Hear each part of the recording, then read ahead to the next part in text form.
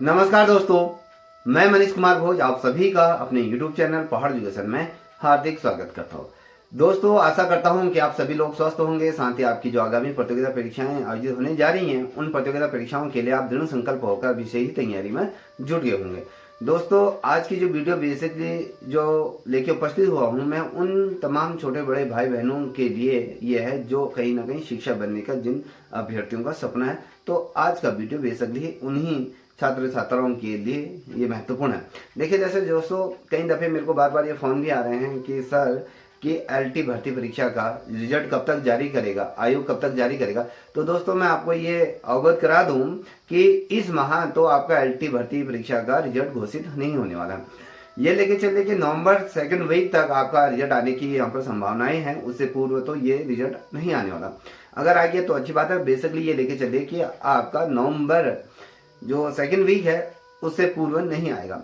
अब रही, जैसे कि आप सभी को ये सर्वविदित है कि बहुत से बच्चे अभी से ही प्रवक्ता समवर्ग की जो तैयारी कर रहे थे, और जैसे कि आपने आज के या कल के न्यूज़पेपर में देखा होगा कि जो उत्तराखंड जो लोक सेवा आयोग है उसके द्वारा जो प्रवक्ता समवर्ग की टोटल अगर मैं बात करूं 671 पदों में जो विज्ञापन आने वाला था, उसका प्रस्ताव क्या कर दिया आयोग ने, विभाग को प्रेषित कर दिया गया, वापस लौटा दिया गया।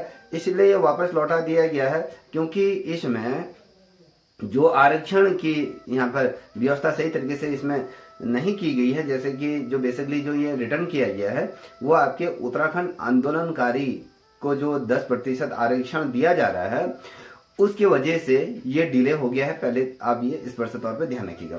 अब बहुत से बच्चों के मन में एक प्रश्न कौतूहल मचा रहा होगा कि सर इसका विज्ञापन तो कब आएगा। ठीक है, विज्ञापन ये लेके चलिए कि इसका जो विज्ञापन आपके ये नवंबर या लास्ट वीक में कहें दिसंबर सेकंड वीक में ये आ जाएगा। देखिए, अभी विभाग क्या करेगा, इसमें जो रोस्टर है, रोस्टर के आधार पर कितने पद किस किस कैटेगरी को जाएगी, कितना आरक्षण की उसमें जाएगा, चाहे ईडब्ल्यूएस की, अनाथ की बात करो, एक्स सर्विसमैन की बात करें, तमाम जितने भी है एक्स, तो उनको जब व्यवस्थित क्रम में ये विभाग करेगा, विभाग तुरंत ही उसके बाद क्या करेगा, आयोग को ये प्रेषित कर देगा। तो आयोग उसके बाद क्या करेगा, इसका आकलन करेगा, उसके बाद आपका यहाँ पर विज्ञापन रिलीज कर देगा। और जो आपकी परीक्षा की जो तिथि है वो नियत ही समय में जो पूर्व में जो निर्धारित की गई है 6 अप्रैल 2025 को ये आपकी तय तिथि यहाँ पर दी हुई है। ये लेके चलिए कि उसमें 10-20 दिन आगे पीछे हो सकता है। तो ये लेके चले कि अप्रैल के महीने में या अप्रैल या मई के महीने में ही आपका ये पेपर हो जाने वाला। तो अभी से ही आप कमर कसकर यहाँ पर तैयारी में एकजुट हो जाइए। ये मत सोचिए कि आयोग को वापस कर दिया तो विज्ञापन नहीं आएगा। तो विज्ञापन अवश्य आएगा और निश्चित रूप में जो पेपर की जो तिथि पूर्व में घोषित की है उसी तिथि में यहाँ पर आयोजित होगी। देखिए दोस्तों, यहाँ पर एक बड़ी ही मैं कहूँ दुखद बात ये यहाँ पर है कि उत्तराखंड सरकार की अगर मैं बात करूँ, यहाँ पर आयोग ने जो स्पष्ट तौर पर जो आपके यहाँ पर जो पेपर में जो आया है, ये कहता है कि प्रवक्ताओं की जो भर्ती प्रस्ताव लौटाया गया है। अब देखिए, विभाग में अगर प्रवक्ताओं की जो वैकेंसीज की अगर मैं बात करूँ, रिक्त पद कितने हैं, तो आप ये वहाँ चक्के रह जाओगे कि 3,699 पद ये लिखे हैं। ये है करीबन ये लेके चलो 3700 पद आपके अभी वर्तमान समय में विभाग में खाली हैं। अगर इसमें से अगर हम लेके चलें 1000 या फिर 2000 के आसपास हम ये लेके चले कि आप पदोन्नति के माध्यम से इसे फिलअप करोगे।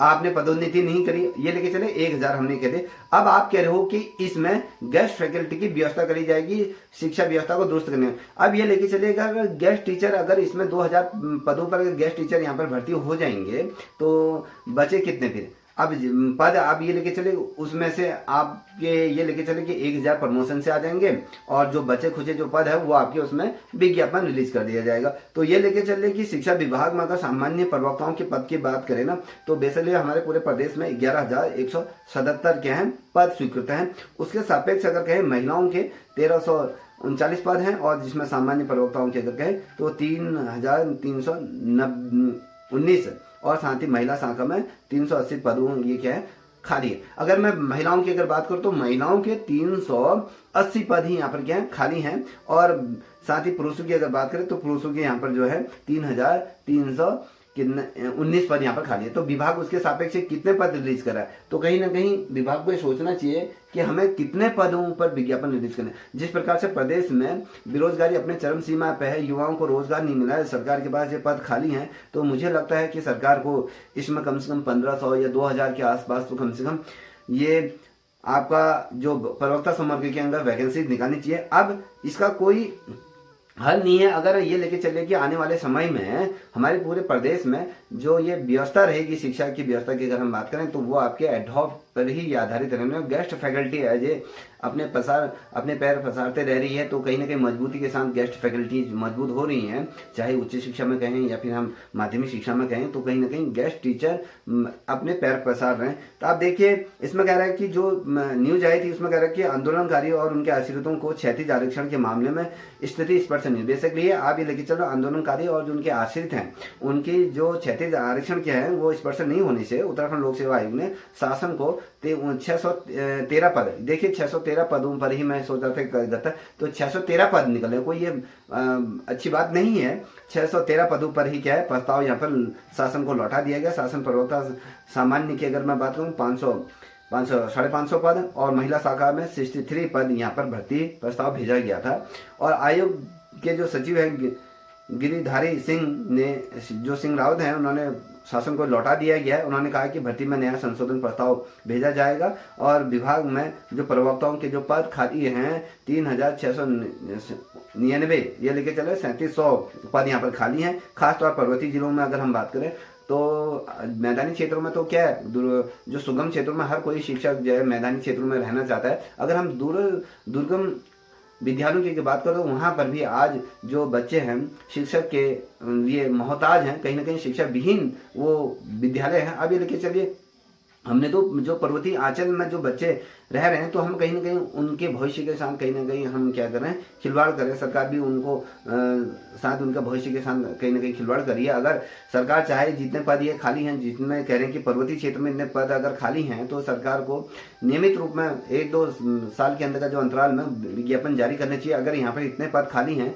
तो ये लेके चलिए 2500 पद तो कम से कम सरकार को निकालने ही चाहिए। सरकार से ये अनुरोध भी रहेगा, हमारे जो शिक्षा मंत्री हैं धन सिंह रावत जी, तो उनसे ये अनुरोध रहेगा कि सर आप इन भर्तियों को जल्दी से जल्दी रिलीज करें। ये कह रहे हैं कि खासकर पर्वतीय जिलों के विद्यालयों में शिक्षकों की कमी है, भारी कमी होने के आयोग ने शासन को लौटा दिया और प्रवक्ताओं के पदों पर सीधी भर्ती उत्तराखंड आंदोलनकारियों और क्षैतिज आरक्षण के आधार पर जब ये सम्मिलित होगा तभी आपकी क्या होगी, इन पर विषयवार क्या होगी ये मुहैया कराया जाएगा। उसके बाद ही ये आरक्षण की जो भी है ये सारी चीजें स्पष्ट होंगी। तो अब ये लेके चलिए दोस्तों कि कहीं ना कहीं सरकार क्या कर रही है, तो सरकार कहीं ना कहीं जितने भी जो बेरोजगार युवा हैं कहीं ना कहीं उनकी अनदेखी कर रही है। सबसे ज्यादा अनदेखी उनकी की जा रही है जो बच्चे शिक्षक के लिए मोहताज हो रहे हैं, जो जिनकी शिक्षा व्यवस्था सिर पे बेहतर नहीं हो रहा। हम कहते हैं कि सर्वांगीण विकास की जब हम बात करते हैं, जब हम कहते हैं कि एनईपी 2020 में सभी विद्यालयों में सर्वांगीण गुणात्मक शिक्षा पहुंचानी चाहिए, तो गुणात्मक शिक्षा कब पहुंचेगी, जब हमारे विद्यालयों में शिक्षक मौजूद होंगे। जब मौजूद होंगे तब जाके हम क्या करते हैं, एक गुणवत्तापूर्ण शिक्षा कहीं ना कहीं हम उन छात्रों को दे सकते हैं। अब यहाँ पर देखिए, यहाँ पर कह रहे हैं कि अस्थायी व्यवस्था के तौर पर रखे जाएंगे 2000 शिक्षक।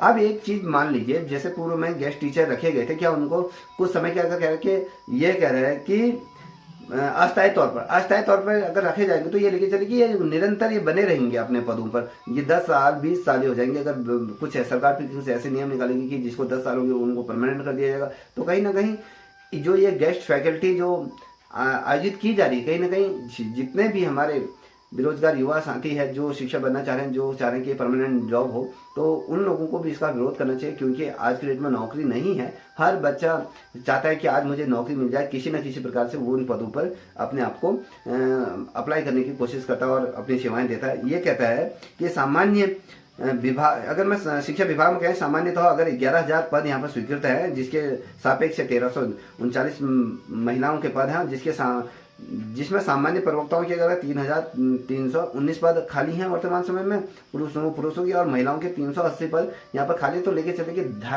2,500 के आसपास अगर यहाँ पर आते हैं शिक्षक, जो ये कह रहे हैं कि अस्थायी व्यवस्था के तौर पर यहाँ पर तैयारी करी है और शिक्षा मंत्री के निर्देश पर शिक्षा निदेशालय ने शासन को प्रस्ताव भेज दिया गया। विभागीय अफसरों के मुताबिक इन शिक्षकों को प्रतिवादन के हिसाब से मानदेय दिया जाएगा।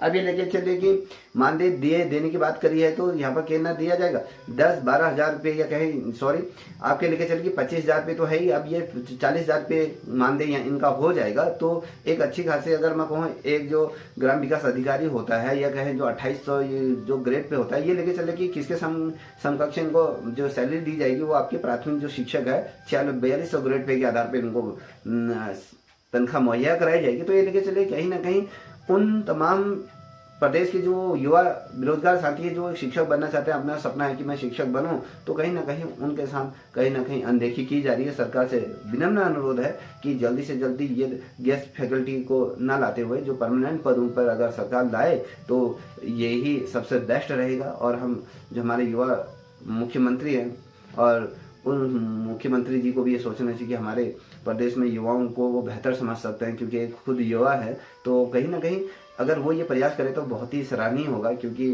कहा जाता है कि पुष्कर सिंह धामी जी के आने के पश्चात जो प्रदेश में काफ़ी भर्तियों का यहाँ पर अंबार लगा। तो मैं ये अपेक्षा करूँगा कि माननीय पुष्कर सिंह धामी जी से कि सर प्लीज़ ये जो गेस्ट फैकल्टी के तौर पे विज्ञापन जारी ना करते हुए जो परमानेंट विज्ञापन अगर जारी करें तो हम पे बहुत बड़ी कृपा रहेगी। सभी युवा साथी आपको हमेशा दुआओं पे याद रखेंगे। तो दोस्तों, ये छोटी सी वीडियो आप लोगों के सामने मैं लेके उपस्थित हुआ था, तो ये लेके चलिए अभी से आप तैयारी में जुड़ जाइए। और आने वाले समय में चाहे वो 600 पद आ रहे हो, 500 पद आ रहे हो, तो कहीं ना कहीं थोड़ा बहुत तो राहत मिलेगी ही। ये इन्हीं शब्दों के साथ आपसे आगे लेता हूँ। तब तक इतना ही। जय हिंद, जय भारत, जय उत्तराखंड।